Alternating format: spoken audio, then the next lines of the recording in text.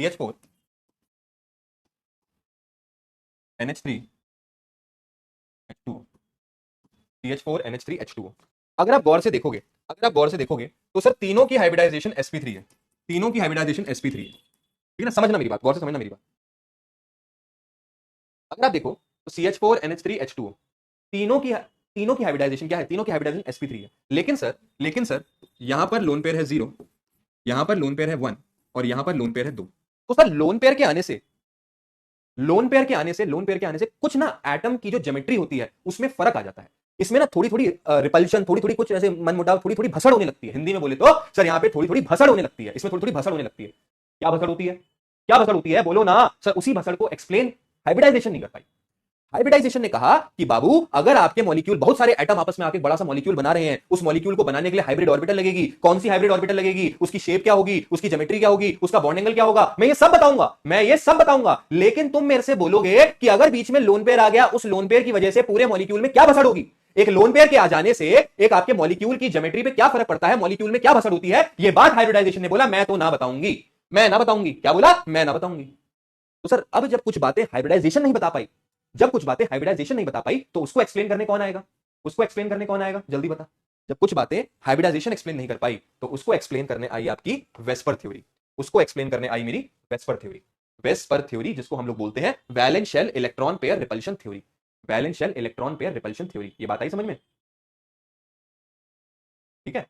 तो lone pair के एक मॉलिक्यूल में लोन पेयर के आ जाने से जो भसड़ हो रही थी, अंग्रेजी में बोले जो डिस्टॉर्शन हो रहा था, वो बात हाइब्रिडाइजेशन एक्सप्लेन नहीं कर पाई। तो इसको एक्सप्लेन करने कौन आया? इसको एक्सप्लेन करने आई मेरी वेस्पर थ्योरी। क्या कह रहा है? According to this theory when a lone pair enters into hybrid orbital it causes repulsion होता है, डिस्टॉर्शन होता है, भसड़ होती है। It causes repulsion and due to dash repulsion the geometry and bond angle gets distorted. ठीक है ना, ये दो बहुत बढ़िया बात बोली है भाई ने। क्या कि जब ऐसा कुछ होता है तो यहां पर रिपल्शन होता है। क्या होता है? रिपल्शन। और उसकी वजह से मेरी जो ज्योमेट्री है, मेरी ज्योमेट्री बिगड़ जाती है, डिस्टॉर्टेड हो जाती है, तो उसे हम लोग क्या कहते हैं सर? ये होता है आपका वेस्पर थ्योरी। इस बात को किसने एक्सप्लेन किया? वेस्पर थ्योरी ने एक बड़ी बढ़िया बात बोली कि जो सबसे ज्यादा रिपल्शन होता है, जो सबसे ज्यादा भसड़ होती है, वो होती है लोन पेयर की वजह से।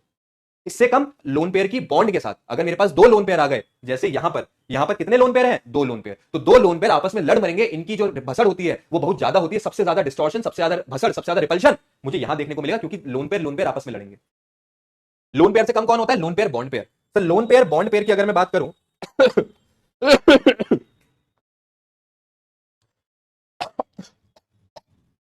सॉरी,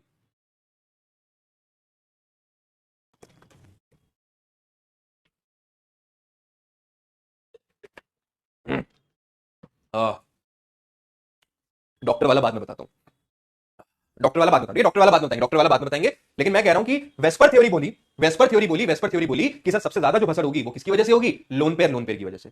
उससे कम लोन पेयर और बॉन्ड पेयर की वजह से, मतलब यहां पे जो भसड़ होती है, अरे सुनो सुनो सुनो सुनो,